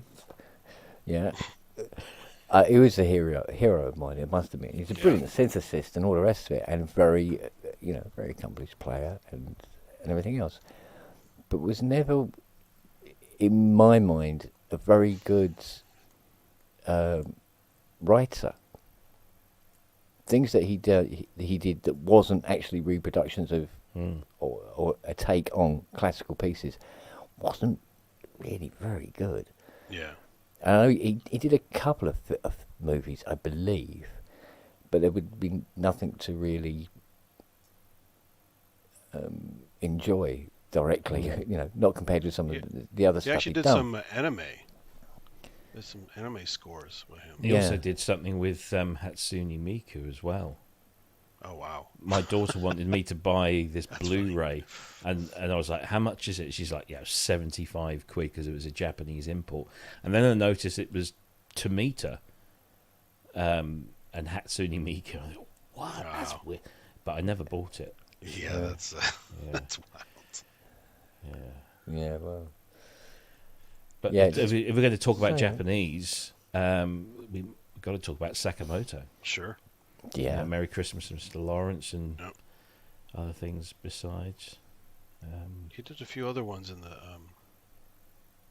late 80s, early 90s that were really good. I discovered a lot of stuff when he died. I went back and looked at his discography. I'm like, man, I forgot he'd done all these scores. Yeah, it's an incredible Pretty body of prolific work. guy. And I've got to give a shout out to my friends, Math and Tara, who are collectively I Speak Machine. Their whole act, should we call it, for want of a better phrase, Math makes a film and Tara writes the score, and they do that process at the same time. So Math is writing a script, and Tara is writing the score as Math is writing the script. They do it, like hand in hand, so to speak. And they've done a great film called Zombies 85, which is, as you can guess, it's about zombies set in 1985, and Tara did the score, and it's fantastic. And she used to go out and play that live. In fact, when she was supporting Gary Newman a few years ago, that was her set, because the film's only about 25 minutes long, about this, the same duration as most people, most support acts. So Math would have the screen, and he'd press play, and then Tara would do old school live performance of the music on top of the film, which is great. There's some very clever people out there. It's funny you're talking about earlier about soundtracks doing music for or even obscure stuff. About a year ago in the Hardware Jams group, they found this movie they thought would be a good inspiration for making something for, and also be considered kind of public domain, so people could put it in the video and not get copyright claims and stuff or takedowns. And it's in a Czech movie called Ikari XB1, which is basically Czech for Icarus. And it's a really amazing, I think it's 1962 black and white sci-fi movie, partly funded by the Czech government, which is wild because they never would have made the film otherwise. Because it's all models, obviously. It's all like old school stuff, robots, crazy sets, and so we did this thing, and there's some really great sci-fi-ish scores coming out of that little challenge. That was a lot of fun to have that challenge to make a score that sounds like it belongs in the movie. Yeah. But it's only 5 easy to do minutes, this. so. Yeah, but it's easy to do these days, isn't it? Because you can just find stuff online, whether it's big stuff or independent stuff. I think it was Original Synth in the chat said, just find something and like take the music off and then write your own stuff on top of it, or just turn the volume down and just put write your own stuff on top of that. And it's so easy to do these days because most DAWs will support video, so you can write to picture and lock it all. The kids these days, they don't know how easy. Yeah, I used to do it to VHS videos, so it had to be played right from the start. Yeah. Yeah. off you Press go. play on both machines at the same time. Yeah. Oh God, those were the days. Yeah. Yes.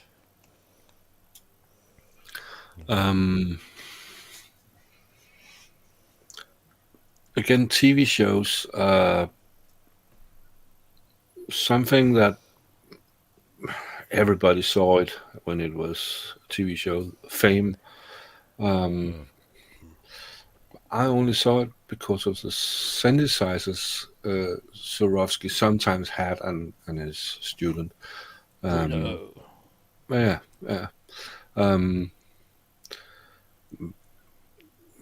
Did that make an impact on you, or? God, yeah. I used to go every music shop I go into.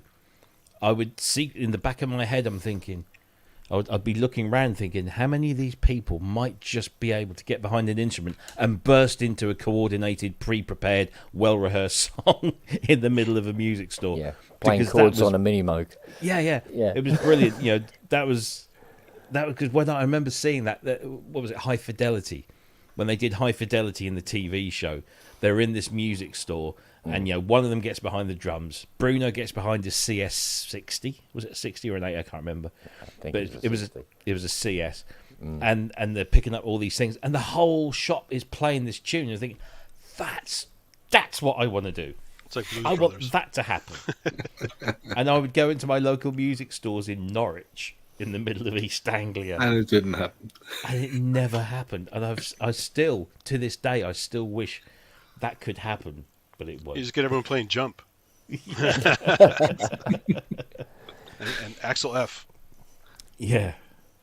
Dear. And today it has to happen online because there's nearly no music stores anymore. Yeah, exactly. Or things aren't turned on or plugged in or whatever. So Yeah. Yeah. So, besides synthesizers, what were the first soundtracks without synthesizers you purchased? For example, me, it was from the James Bond movie. What was it called? Thunderball. It made a huge impact on me. No synthesizers at all. What was the first for you?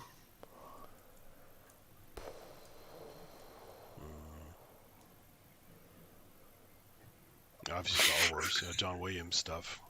John Williams technically lifted from a lot of famous composers. His stuff is really great. Yeah. Isn't Star Wars born free backwards? It's kind of, yeah. There's like King's March. There's a bunch of these famous bits. Carl Nielsen, the Danish composer Carl Nielsen. If you listen to his, I think it's called The Planets. It's very much like Star Wars. Holst is ripped off left and right. I mean, was it Holst? Okay. Gustav Holst. Carl Nielsen was also involved. Not involved, but I think he's inspired by him too. As I read it. I would have to say the Star Wars because that's orchestral and stuff, but also John Borman's Excalibur with all the Wagner stuff in it, from Ride of the Valkyries, the whole Ring, like Siegfried's Funeral March, and all this. That's awesome, powerful music. And they used the George Schulte version, which I prefer, which doesn't have the opera on it. It's just the music. And it took me a long time to track down not that soundtrack, but the music he used from Sir George Schulte in that soundtrack. It's all the Ring music without the singing, and it's powerful music without any of the singing. Just beautiful stuff. For me, it's Sound of Music, because my grandmother on my mother's side was a huge fan, and she actually gave me. She had 2 copies of the soundtrack vinyl, original mono with the big booklet and everything, and she said, I've got 2. She said, you have 1. So that was what I think probably the first one that I played at home. And then I really got into Morricone very early on, because my dad, being from the Alps in Italy, loved the Sound of Music because it always reminded him of home, because the mountains and shit, and the excessive use of Catholic nuns, and but he also loved spaghetti westerns. And so, all of those Sergio Leone films and, the Morricone soundtracks. I actually remember buying a compilation album of Morricone soundtracks. So it was just like highlights from all 3 of the Dollars trilogy, and maybe a couple of others thrown in.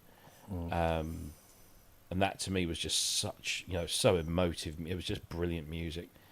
And then it was Star Wars. That was my first kind of big thing.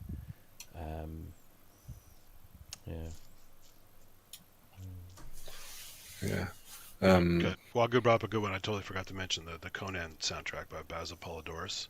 Okay. It's just awesome, epic score. And then later on, he did the great RoboCop score as well. So. Yeah, RoboCop's a pretty good score. I remember watching a lot of. Now we talk Italy, Italian crime shows, and I think there was some synthesizer in lots of them. I may remember wrong, but there was a big kind of Italian synth movement. Yeah. In the 70s, obviously there was a number of manufacturers as well at the time, and Italy embraced. Spare it on. Sorry. Morricone, Goblin, Fabio Frizzi, all those guys. Yeah. But they were. Yeah, it's when you look into it, it's surprising how many Italian. John Barry. Yeah. Yeah, John Barry Persuaders. Yeah. Yeah. Some good stuff. I think the first soundtrack that I ever did get, or I seem to remember asking my dad for, was Lawrence of Arabia. Oh Yeah. yeah. Who was that? Good one. Was that Maurice Jarre? Maurice Jarre. That's Yeah. Jarre, wasn't it? Yeah. But but anything Barry. I think he won highly Academy liked. Award for that soundtrack. Yeah. Must have. Yeah, I believe so. Yeah. You know, but I mean, Dr. Zhivago's got that vibe as well, isn't it? So it's the big ones, all the big blockbusters, as they really were back then, I suppose, weren't they? Yeah. Yeah. Then a lot of these guys started doing TV, and suddenly you could have this in your living room Every week. once a week as Yeah. well. It's like, When you think Round about the about. theme to Thunderbirds, do you imagine how big the orchestra and the writing that's involved in doing that Thunderbirds theme for a kids show? Yeah. It's practically unheard of going to that length. I just started watching UFO the other day. There's a great soundtrack in that. Yes.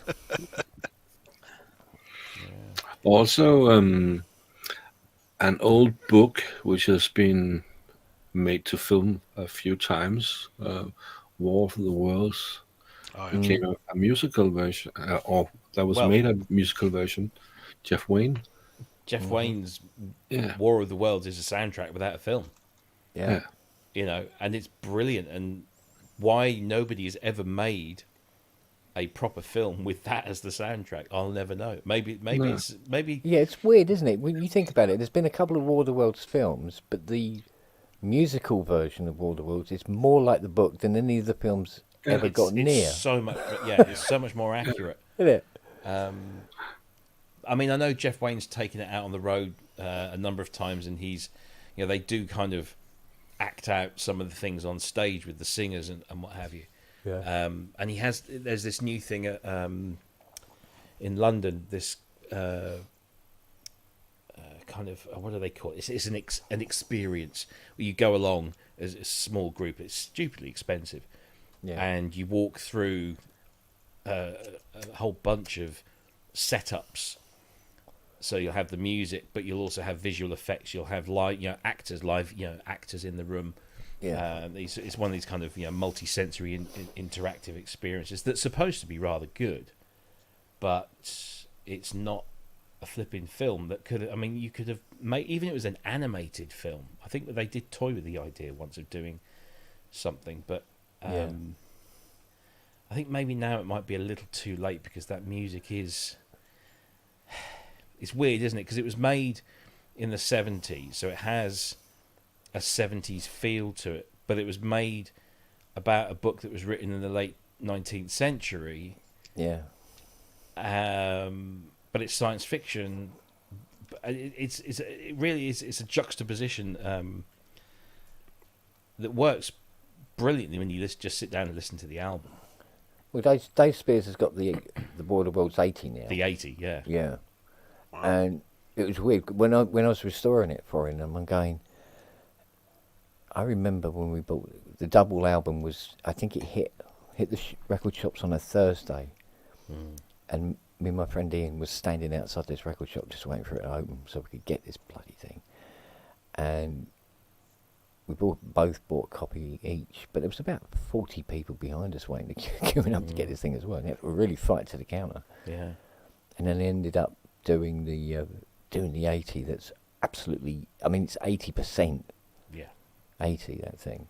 Yeah. And it was like, yeah, wow. And then when they started doing the tour, I think it was Dave said, "Oh, Jeff wants one of your controllers because they're going to use Impossible 2 to replace the Oscar parts, Right. that they used to use." And I've gone, yeah, all right, I consider that full circle. Yeah. Absolutely. Makes up for the billion times I've listened to the double album. and then learned how to play it. Every single note of it was ridiculous. Loved the album, absolutely But adored it. Yeah. They even released a surround sound version of the album, so you can literally sit down and be completely enveloped like you are in the movie, but there's still no effing visuals. Yeah, You know, it's but but you close don't your really. eyes. But that's I Close your guess that is probably the appeal of it, is that it's so well written and so well done that you don't necessarily need the visuals. You make up your own yeah, film in your head. yeah. Close your exactly. eyes, turn the lights out, and listen to it, and then I mean, I used to put it on in the car, especially when I was going to see my wife and her mother's, who lives in Chobham, which is mentioned in the book, and is just around the corner from Horsell Common, where the first Martian lands and all this. It was just like, yeah, I've got to put this on. I mean, it's just like the soundtrack of driving into Surrey. yeah. So yeah, it was just. Mind you, the friend that I stood outside that record shop with, it influenced him to a much higher degree. He eventually bought a house on Horsell Common Horsell Common. because of the whole, just a huge War of the Worlds fan. That's proper dedication. And I bet he looks out the window every morning. No, still no cylinder. They're not here Maybe yet. tomorrow.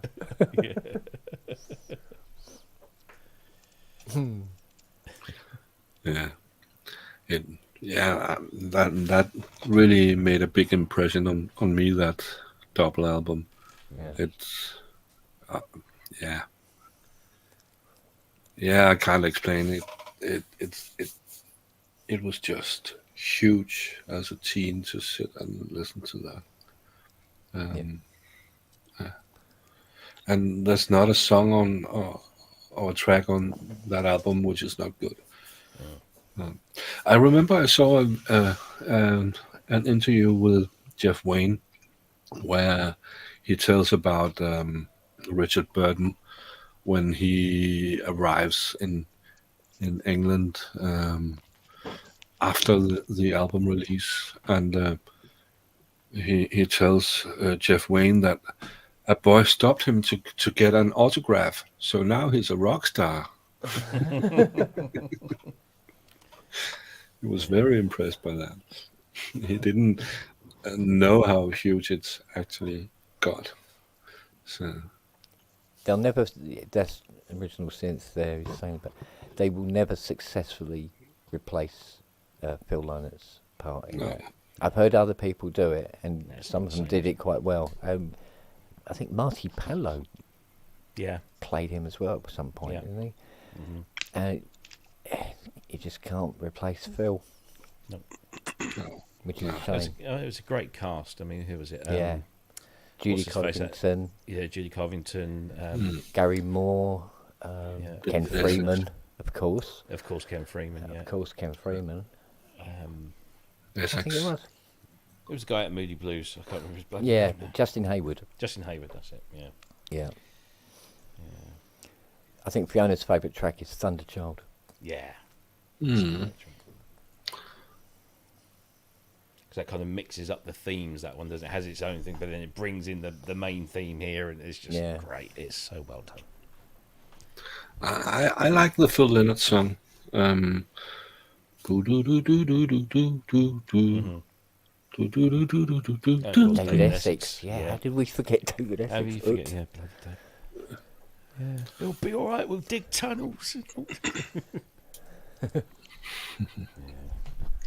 course, you can't talk about synthetic movie soundtracks without giving some credit to the theremin in the old days. I know, it's very good And that true. God, was the yeah, synthesizer yeah. everyone could get. That and the Nova chord. Yeah, exactly. Yeah, but Yeah. the because when it was invented in '31, I think it was by Lev Terman. He had a lot of Russian films he used it in, but we didn't hear that stuff over here. But then it was subtly brought into movies like Ray Milland's Lost Weekend, where he starts to drink, and he starts to have this queasy music come creeping in as he's like tempted by the alcohol, and as the theremin comes in. So it wasn't even necessarily a horror movie. It was just a kind of an uneasy feeling on the soundtrack. And then later it was used in Spellbound and Think for Another World and countless 50s sci-fi stuff after that. So Yeah. it's amazing. I mean, even Jimmy Page used it on stage for Led Zeppelin for a while. It's pretty cool. Yeah, absolutely. Oh, every time you say Led Zeppelin, I think of Kiss. No, don't, because that meme. Yeah, Yeah. it's funny. Yeah. Yeah, Theremin's amazing. And the modern Theremin, it's not this limited thing that was back then where just some slight filtering of a human voice type sound. It's, they have MIDI, they have, like the Theremin from Moog has all kinds of voices from the Animoog software where it's all kinds of weird synthy bits and effects and stuff. So you're no longer just limited to a very simple oscillator and tweaks and stuff. And you can turn on training wheels. They have step mode for pitch stepping. So it's pretty cool. Did any of you do like I did when I was a child? Do a lot of tape recordings, doing small stories and all that, and adding sound effects. Yeah. I used to go to sleep listening to those horror serials on the radio, like replays of stuff from the 40s and 50s and stuff. Really creepy stuff. Yeah. And although I loved horror growing up, it still kind of creeped me out a little bit because they were so well produced. So. I used to have BBC sound effects cassettes. Yeah. Yeah. Those are great. That I used to go through and like pick out my favourites and then copy those onto another, and then kind of build things from the sound effects from different tapes. They all sounded rubbish. I had those records for years. A lot of the BBC stuff came out here as like the sound effects series, and they're basically from the BBC. I know there's a lot of that's online now. BBC have made a lot of that available, haven't they? Yeah. I remember I had a belt from an old phono, what do they call it? Gramophone, and the belt, it was so elastic. It sounded so good when I did this. So I used that in some small stories I made, which I called Starbase Delta. Wonder why. Wow. So each time they fired their laser, it was.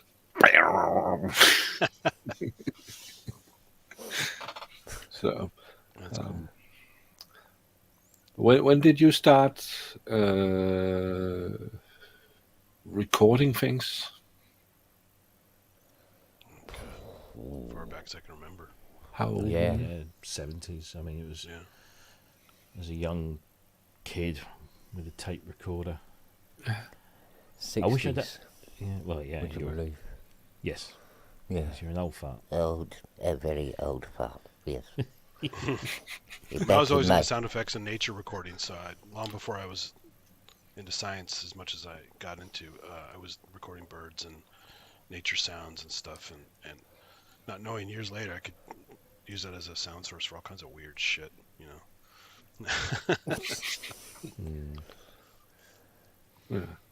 Yeah, I used to borrow my uncle's, one of those little tape decks with a speaker at the back and the tape here and the buttons at the front with a little handle that would slide out. And Oh yeah.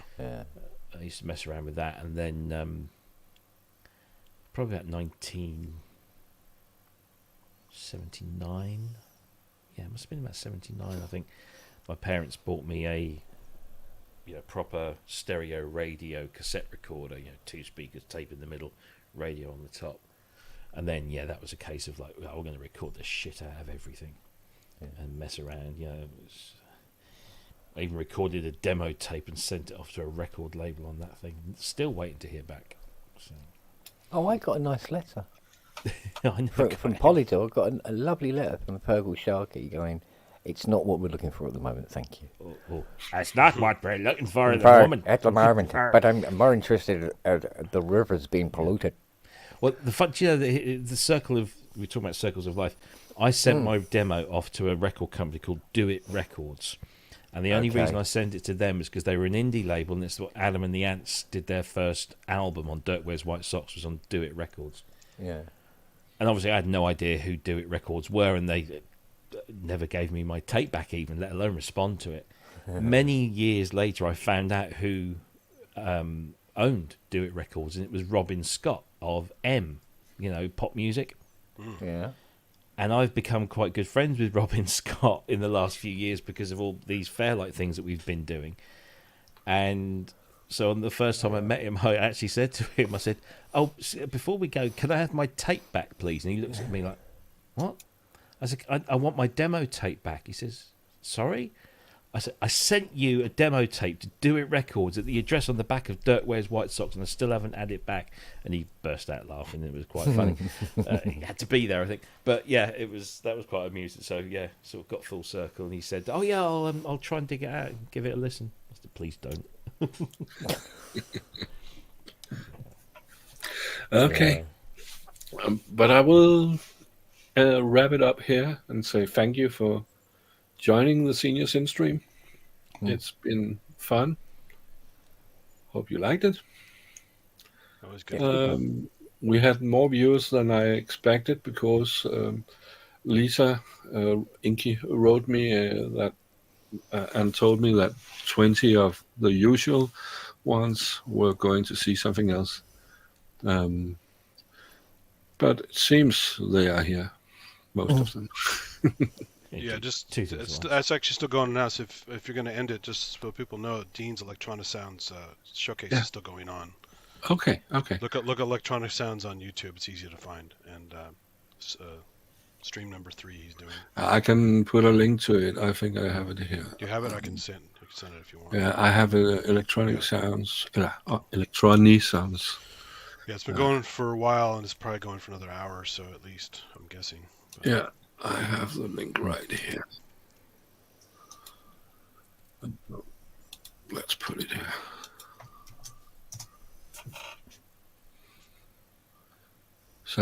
So you can jump over there if you want to, or I don't know if Kent is opening a pub. It happens. I don't know. I was actually thinking it might be more prudent to do one tomorrow, but I don't know if Jamie's doing a show tomorrow. Oh, I think he is. He said he got it working, so I think he's doing Yeah, his show got his tomorrow. internet back, yeah. Yeah. Okay. Maybe schedule one. Well, he always does it. Let's have a look, because he tends to do it. I forgot his name of his channel for a second. Isn't it usually like 7 p.m. your time? Yeah, he usually does it. I think it's a rule, yeah. Yeah. He's doing one on the 1st of October, which is tomorrow at 6 o'clock. So usually he's wrapped up by 7:30. Okay. So you could do one then, Yeah, I could do one. Just call it pubs open after Geosynth. Couldn't I suppose? You could do that. You'd be more Oh, creative look at than him. that. I am 63. It's past my bedtime. God, sir. You should post your thumbnail somewhere. Sometimes I would like to see them in bigger versions. Yeah, those are fun. Especially the last one you had about the medicine. Oh yeah. Oh, yeah. Oh, you want to see what I got today? Yeah, I bought it. yeah. I bought Fiona a calendar. Mm. And it's, well, she likes dogs and she likes beautiful scenery. So I bought her this calendar called Dogs Pooing in Beautiful Landscapes. And it has all these different dogs having a crap in these beautiful sceneries. Next, you're going to buy the Nutscape calendar for her. Oh, God, yeah, can you imagine? Oh. So, Oh, dear. yeah, it's a really lovely calendar. But I will say thank you for coming. You're welcome to stay till after we go off stream. I just have to find the video we are ending it with. So thanks to all the chatters. Do you want to say bye? Yeah. Well, thanks for watching. Au revoir. It was fun. See as you we again say. soon. I was going to talk about soundtracks. They're underappreciated for sure. Absolutely. Yeah, absolutely. Yeah. See you next time. Go away. Take care. Um, Thanks, Henrik. By the way, I expect to do these senior sense shows about once each month or so, and then we'll do some replacement shows again for Rancy. He will have some days off next month or something like that. Mm-hmm. Well, or it's next month again. I'm not sure, but I will do some replacement shows. So Cool beans. Excellent. yes, yeah. Thank you, everyone. Take care. You too. There goes us.